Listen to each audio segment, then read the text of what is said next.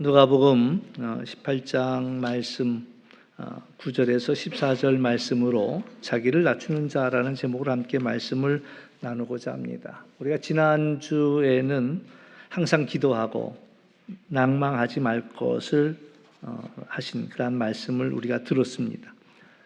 우리를 사랑하시는 하나님께서 우리에게 속히 응답하시리라 하셨던 말씀이고, 물론 하나님의 때와 우리의 때는 다르기 때문에 그래서 인자가 오시는 날까지 우리들의 믿음을 지켜야 한다라는 이야기도 드렸습니다. 이제 이어지는 오늘의 본문은 자신을 의롭다고 믿고 다른 사람을 멸시하는 자들에게 주신 그런 비유의 말씀입니다. 두 사람이 성전에 기도하기 위해 올라갔습니다.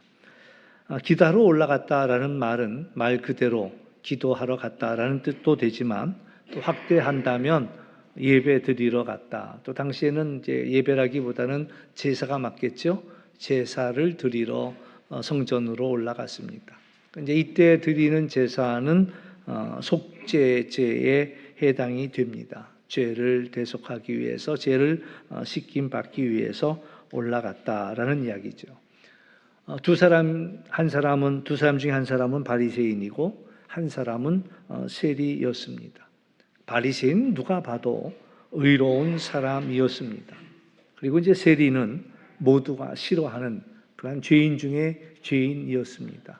한마디로 이제 우리에게도 비슷한 경험이, 우리가 이제 일제의 식민지를 살 때에 세금을 걷어가는 이들이 같은 동포이면서도 이제 일본의 앞잡이 노릇을 하는 사람들이 이제 수탈해 갔던 것과 마찬가지로, 예수님 당시에는 로마 시대였고요.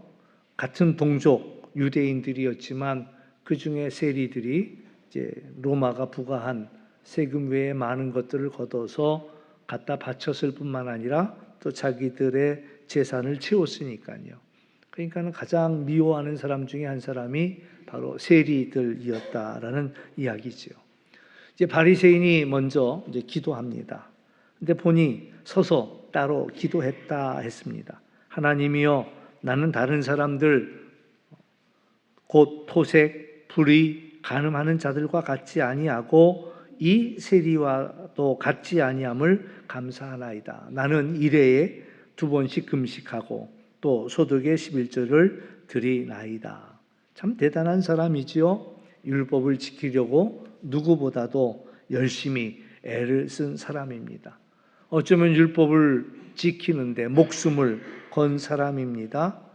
그래서 이제 또 문제이기도 하지만, 우리 여러분은 언제 금식해 보셨습니까? 물론 제 주변에는 금식하는 분들이 없지 않아 여러분들이 계십니다. 근데 이 바리새인들은 일주일에 2번씩을 꼭 금식을 했습니다. 그리고 소득의 11조를 분명하게 또 최선을 다해 지켰습니다. 11조를 제대로 드리기 위해서는 또 심지어는 곡식의 나달까지 셌다는 말도 있습니다. 그런데 이제 이 바리새인이 기도하면서 세리가 늘 의식했던 것 같아요. 그래서 아마 이제 성전에 올라오는데 보니까 이 세리가 같이 올라가고 있거든요.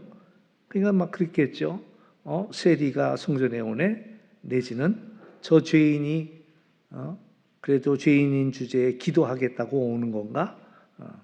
죄가 많지. 먼저 이런 여러 가지 생각. 그래서 이 세리와 같이 가고 싶지 않아서 거리를 두지 않았는가?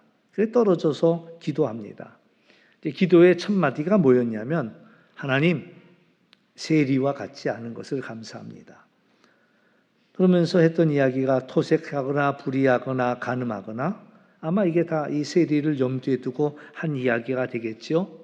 그래서 콕 집어서 이 세리와 같지 않은 것이 감사합니다. 그리고 이제 자기의 자랑을 늘어놓습니다. 나는 일주일에 2번씩 어김없이 금식을 했습니다. 나는 소득의 11조를 틀림없이 정확하게 바쳤습니다. 이제 이어서 세리가 기도하는 이야기도 들려줍니다. 그는 가까이 오지 못했습니다. 멀리 서서 눈도 감이 들지 못했습니다. 하늘을 보기가 두려웠습니다. 그래서 그가 할 수 있는 일은 가슴을 치는 일입니다. 혹 여러분들도 가슴을 치면서 기도해 본 적이 있나요? 또 어느 경우에 가슴을 치면서 기도할 수 있을까요? 애통할 때에, 그 슬픔을 이루 다 표현할 수 없을 때에 가슴을 치지요. 가슴을 치면서 세리는 기도했습니다. 그리고 그는 바리새인처럼 할 수 있는 말이 그에게는 없었습니다. 다만 하나님이여 불쌍히 여기소서 나는 죄인이로소이다. 그는 성전에 있는 내내 그 이야기만 했습니다. 하나님이여 불쌍히 여기소서 나는 죄인이로소이다. 여기서 누가 더 바른 기도를 했는가? 누가 더 하나님의 마음에 합한 기도를 했는가?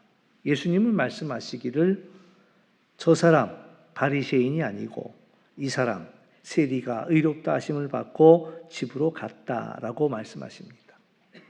이 이야기는 듣는 이들에게 쇼크를 줍니다. 아니, 말이 됩니까? 어떻게 세리가 의롭다 하심을 받을 수 있습니까? 어떻게 바리새인이 아니란 말입니까? 기도는 때로 편지와도 같습니다. 요새는 편지를 받은 일이 적고 메일이 들어오죠. 누가 그러더라고요. 메일은 매일 보라고 메일이랬는데 매일 보지를 못합니다. 편지는 저는 하루에 2-5통의 편지가 저에게 옵니다. 또 메일로는 수십 통이 와요.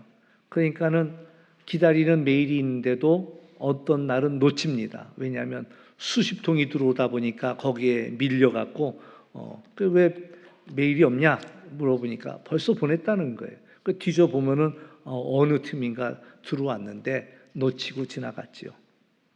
근데 아무튼 이제 편지 얘기를 한다면 하루에도 2-5통의 편지는 오지만 손이 가지 않습니다. 이따금 눈에 띄는 반가운 편지도 있지만 거의 대부분은 뜯어보지도 않습니다. 하긴 그래요. 제가 생일 카드를 한 달이면 30통씩 보내고 1년이면 300통이 넘는 카드를 보내는데 어떤 분들은 뜯어보지도 않더라고요. 그래서 제가 카드 잘 받으셨어요? 물어보면은 무슨 카드요? 그래. 제가 카드 보내드렸는데 그러면 그래요? 그리고 이제 그 다음에 와가지고 오긴 왔더만요. 오긴 왔더만요. 잘 받았다고 인사하는 분들이 한 달에 한 2-5분 정도만 계십니다. 어떤 편지를 뜯어보지 않을까요? 상관없는 데서 온 편지는 뜯어보지 않습니다. 관심이 없는 데서 온 편지는 뜯어보지도 않습니다. 그냥 뜯어보지 않고 옆으로 쌓아두었다가 이제 정리하고는 합니다. 여기서 이제 질문입니다. 우리의 기도는 잘 가고 있을까요? 기도는 잘 갔는데 혹 하나님이 뜯어보지도 않고 옆에다 쌓아두지는 않았을까요? 기도가 다 똑같은 기도는 아닙니다. 우리가 기도할 때 바르게 기도해야 한다라는 이야기입니다. 이왕이면 하나님이 반갑게 뜯어보시는 그런 기도가 되어야 되겠다라는 이야기죠. 안타깝게도 바리새인의 기도는 듣지 않으셨습니다. 그리고 우리는 이해하기 어렵지만 세리의 기도는 들으셨습니다. 왜 그랬을까요? 역대하 7장 14절 말씀을 찾아보면 하나님이 귀를 기울이시는 기도에 대한 힌트를 얻을 수 있습니다.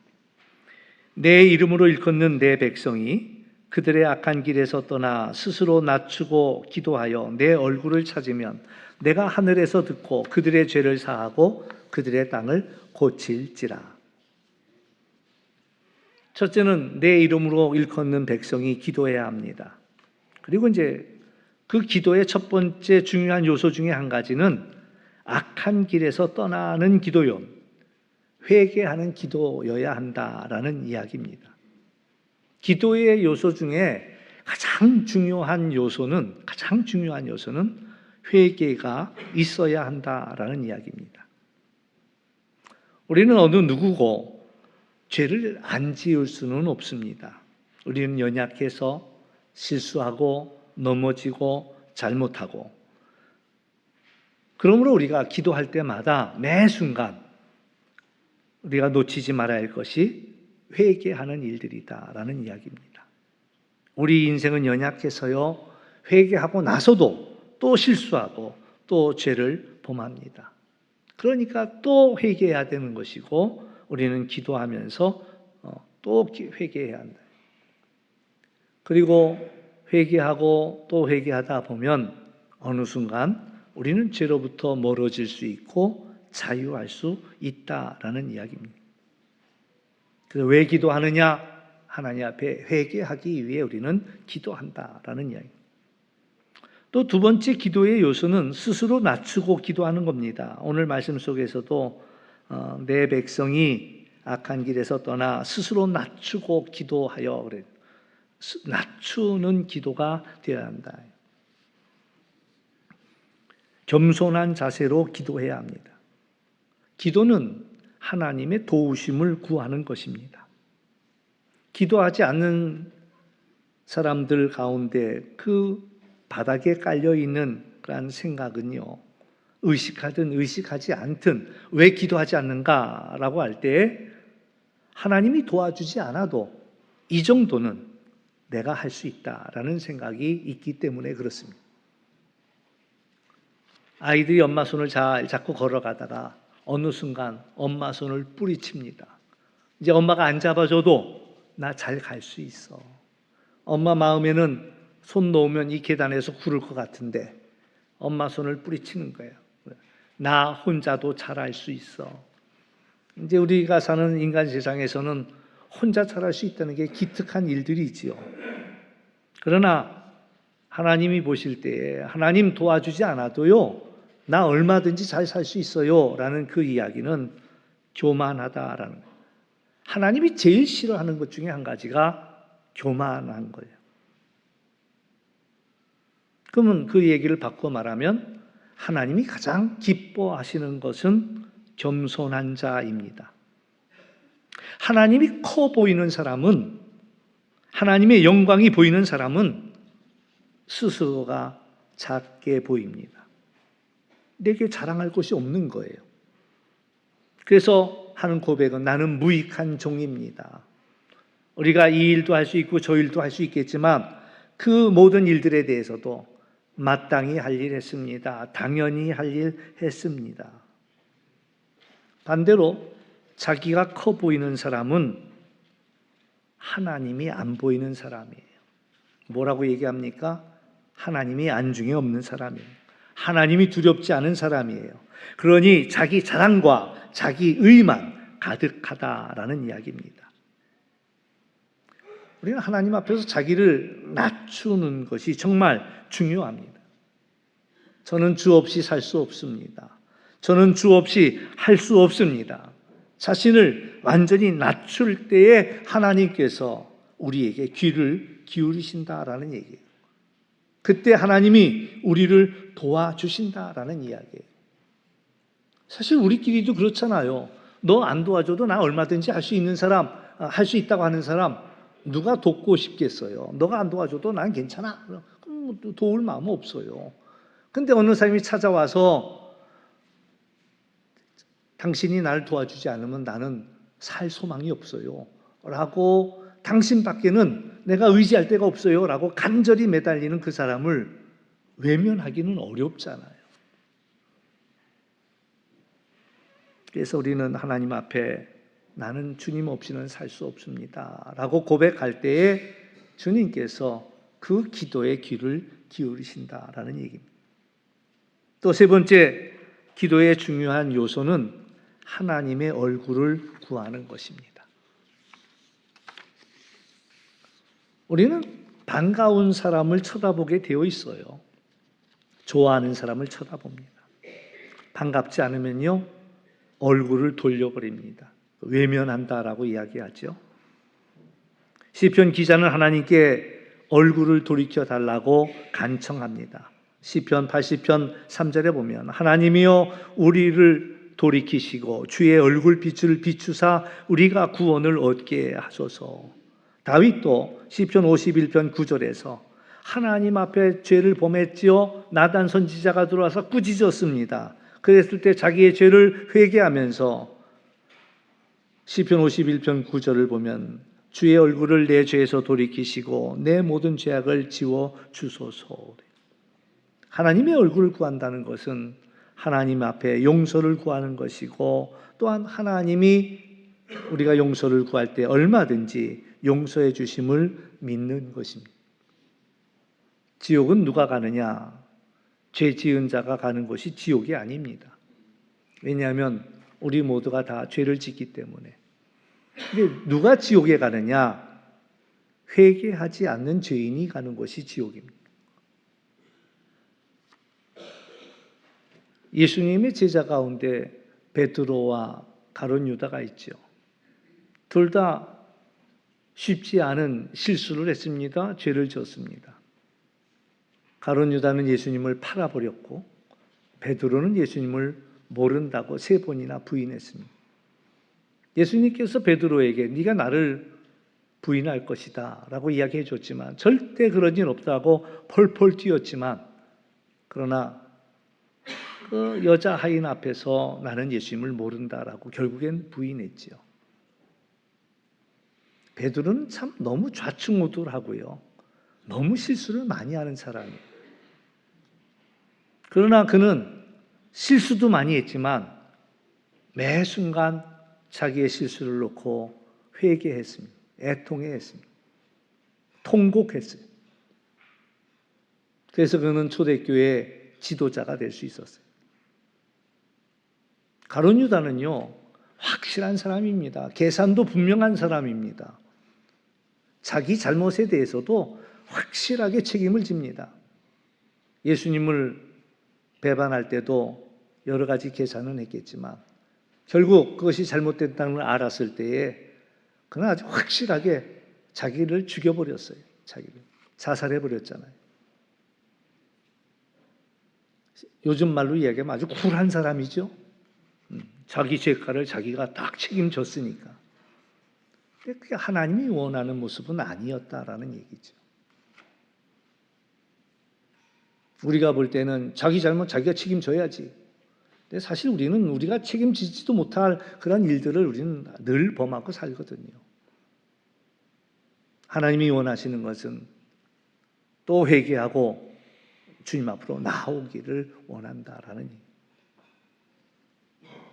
왜 바리새인의 기도가 외면되었고 왜 세리의 기도가 의롭다 하심을 받았는지 이해가 되나요? 바리새인의 기도는 회개가 없었습니다. 처음부터 끝까지 회개하는 말이 한마디도 없었습니다. 겸손이 없었어요. 자기 자랑과 자기 의로 가득 찼습니다. 하나님, 나는 일주일에 2번 금식했습니다. 하나님, 나는 11조를 드렸습니다. 나는 이 바리새인과 이 토색하는 이 세리와 같지 않습니다. 그는 하나님께 구한 게 없어요. 가만히 보니까 하나님께 뭘 기도했는지 모르겠어요. 그가 하나님 앞에 구한 것도 없고 당연히 받을 것도 없고 하나님께서 외면할 수밖에 없었다라는 이야기입니다. 그러나 세리의 기도는 회개로 가득 찼어요. 처음부터 끝까지 자기가 죄인이고 불쌍히 여겨달라는 이야기밖에 한 것이 없어요. 가슴을 치면서 내가 죄인입니다. 더 낮아질 수 없는 자리에서, 가장 낮은 자리에서 감히 우러러 보지도 못하고 감히 가까이 가지도 못하고 가슴을 치며 기도했습니다. 하나님, 불쌍히 여기소서. 오직 은혜만 구했다라는 이야기입니다. 야고보서 4장 6절 말씀을 보면 그러므로 일러스되 하나님이 교만한 자를 물리치시고 겸손한 자에게 은혜를 주신다 하였느니라. 바리새인의 기도는 자기의 자랑만 늘어놓았지 그가 구한 것은 없습니다. 어쩌면 하나님께 드린 기도라기보다도 사람들 들으라고 자기의 의를 늘어놓는 그러한 기도였다라는 얘기입니다. 어떤 꼬마가 밥 먹는 자리에서 기도를 하는데 고래고래 소리를 질러요. 그러면서 하나님, 저한테 자전거 좀 주세요. 그 할머니가 옆에 듣다가 밥 먹는데 그 기도하고 있으니까 큰 소리 기도하니까 그런 기도는 네 방에 들어가서 조용히 기도하는 거야. 그랬더니 아니에요. 아버지가 들어야 돼요. 우리가 하는 기도는 하나님이 들어주시기를 바라고 기도합니까? 아니면 사람이 들으라고 기도합니까? 그러고 보니까 기도에는 하나님께 하는 기도가 있고 사람 들으라고 하는 기도가 있습니다. 그런데 오늘 말씀의 포인트를 놓치지 말아야 되는데, 물론 그 말일 수는 있습니다. 그러나 오늘 본문은 기도에 대한 가르침이라기보다는 9절에 나와 있는 것처럼 자기를 의롭다고 생각하는 이들에게 주신 말씀이거든요. 그러면 우리는 누구입니까? 바리새인입니까? 세리입니까? 우리는 우리 자신도 모르는 순간에 바리새인의 자리에 서 있는 경우가 많습니다. 나도 모르는 사이에 자랑하거든요. 내가 얼마나 열심히 했는지, 내가 얼마나 많이 했는지, 나만큼 해봤어. 그래서 기도하면서 회개하기보다는 왕년에 내가 했던 것들을 돌아보면서 그러면서 하는 실수는 뭡니까? 남을 판단합니다. 남을 정죄합니다. 자신의 잘못은 보지 못하면서 이 잘못을 다 남의 탓으로 돌리고 있습니다. 우리의 기도가 혹 바리새인의 기도는 닮지 않았나 우리는 돌아봐야 합니다. 세리의 기도를 놓고 예수님은 세리의 기도가 의롭다라고 말씀하셨습니다. 멀리 서서 감히 눈을 들지 못하고 하늘을 쳐다보지 못하고 가슴을 치면서 하나님이여 불쌍히 여기소서 나는 죄인입니다. 세리의 기도는 하나님의 은혜를 구하는 기도였습니다. 오늘 우리는 종교개혁주의를 지키고 있습니다. 종교개혁 기념주일로 지키는데 천주교의 캐톨릭의 부패를 반대해서 마틴 루터가 반박하고 개혁을 합니다. 당시 천주교 캐톨릭은요, 교회와 교황의 권위가 아주 절대적이었습니다. 특히 교황은 무오하다. 교황이 하는 말은 틀리지 않았다는 거죠. 그때도 천동설을 이야기할 때입니다. 천동설. 하늘이 움직인다. 지구는 가만히 있는데 하늘이 움직인다. 그거에 대해서도 틀리지 않았다라는 거예요. 교황이 하는 말은 하나도 1.1핵도 틀리지 않았다. 이런 이야기. 베드로 대성당이 이제 로마에 가면 있는데 얼마나 크고 화려한지 사람들이 또 이렇게 지을 수 있을까 싶을 정도로 엄청나게 지었습니다. 근데 그걸 짓느라고 면죄부를 팔았어요. 공사대금을 대느라고 죄를 지은 것을 면죄부를 사면은 그 죄를 면해주겠다고.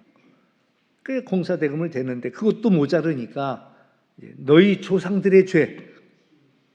조상들의 죄도 이 면죄부를 사면 용서받는다. 너희들이 드리는 이 헌금이 땡그랑하고 바닥에 떨어질 때 너희 조상들의 지옥에 있는 영혼들이 하늘나라로 올라갈 것이다. 그들은 마리아를 숭배합니다. 예수님 십자가에 돌아가실 때 휘장이 찢어지면서 모든 사람이 하나님 앞으로 나아갈 수 있는 만인 사제설이죠. 만인이 다 하나님 앞에 나갈 수 있는 그런 길을 열어주셨는데도 불구하고 그들은 하나님께 직접 기도하지 아니하고 마리아에게 기도를 부탁하죠.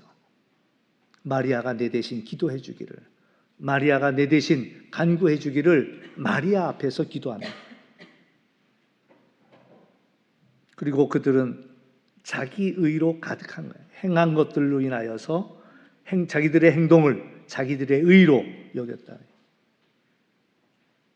그러니까 마틴 루터가 그것을 더 이상 지켜볼 수가 없는 거예요. 그래서 비텐베르그 성당문에다가 95개의 반박문을 붙이고 종교개혁을 이야기하게 됩니다. 5가지 원칙을 이야기합니다. 오직 성경, 교회가 아니라 교황의 무호가 아니라 모든 권위는 오직 성경에서 나온다라는 얘기죠. 오직 믿음, 나의 행함이 아니라 나의 행동이 아니라 나의 의가 아니라 오직 믿음으로, 또한 오직 은혜, 오직 하나님이 주신 은혜만이, 마리아가 아니라 오직 예수 그리스도, 그리고 오직 하나님께 영광. 솔라 스크립처, 솔라 피데, 솔라 그라치아, 솔라 예수 그리스도, 또 솔라 하나님께 글로리아, 영광. 우리의 의로움은 내세울 게 없습니다. 우리의 의는 더러운 의복과 같다 했습니다. 예수 그리스도의 은혜로 우리의 모든 죄가 가려진다라는 거예요. 눈이 내린 세상을 보면 하얀이 아름답지 않습니까? 근데 이제 문제는 눈이 녹으면요, 그 안에 더러운 것들이 다 뒤범벅이 돼갖고 참 굉장히 추한 세상이 되죠. 저는 아직도 이제 고민은 합니다만은 우리의 죄가 덮어진 거예요. 예수 그리스도의 은혜로 덮어진 거예요. 의인이라고 해요. 성경에 의인이라고 하는 것은 의롭다고 인정해 주겠다라는 얘기예요. 우리가 의로워진 게 아니라, 예수 그리스도 때문에 우리가 의로워진 것이 아니라 예수 그리스도의 그러한 속죄의 그것을 용서의 대속의 용서를 우리가 믿음으로 말미암아 우리의 모든 죄가 가려진 거예요. 덮여진 거예요. 그러니까 우리가 예수 그리스도를 의지하지 아니하면은 그 밑에 있는 죄가 불쑥불쑥 올라오는 게 아니에요.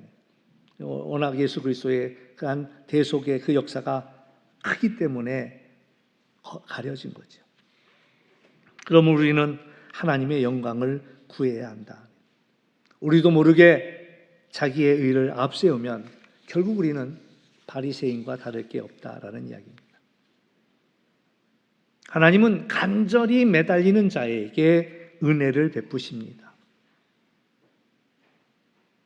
그냥 스스로 의롭다고 생각하는 사람들, 그래서 하나님이 필요하지 않은 사람들은 그냥 내버려 두셔요. 그냥 네 마음대로 사세요.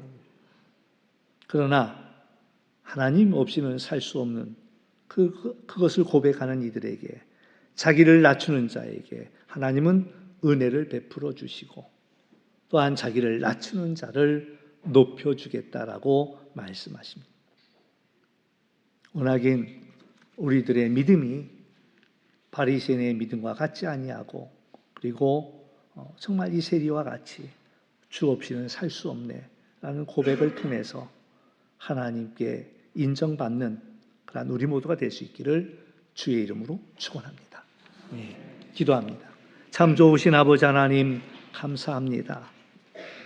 때때로 우리도 모르게 바리새인처럼 우리의 의가 고개를 들지 않나 모르겠습니다. 하나님, 우리가 할 수 있는 말은 가슴을 치면서 주님, 우리는 죄인입니다. 주의 은혜가 아니면 우리가 살 수 없습니다. 고백하는 저희들 될 수 있도록 인도하여 주옵시고, 우리가 이 땅을 사는 동안 주님의 은혜만 구하는 저희들 되게 하여 주옵소서. 감사하며 예수님의 이름으로 기도하옵나이다. 아멘.